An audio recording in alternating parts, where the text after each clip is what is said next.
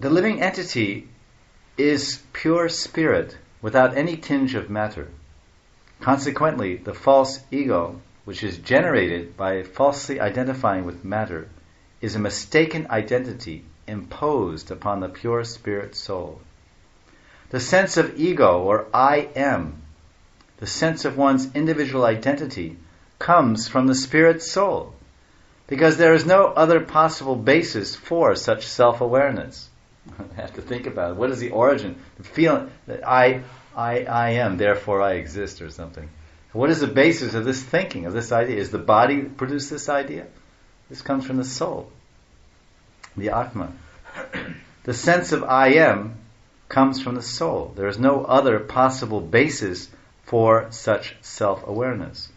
By studying one's false sense of ego, one can analytically understand that there is such a thing as pure ego, which is expressed by the words, the Vedic aphorism or Vedanta Sutra, Aham Brahmasmi, I am Brahman.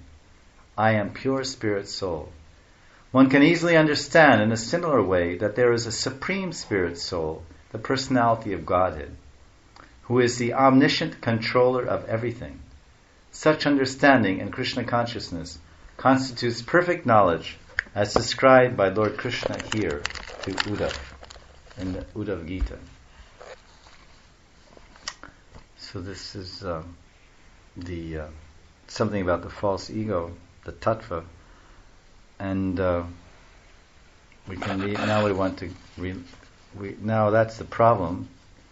Now we want to find a solution, an easy solution. We don't want to work too hard on this.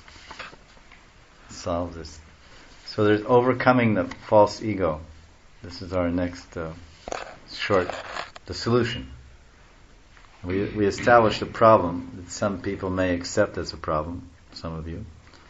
And now we have to see if there's some solution.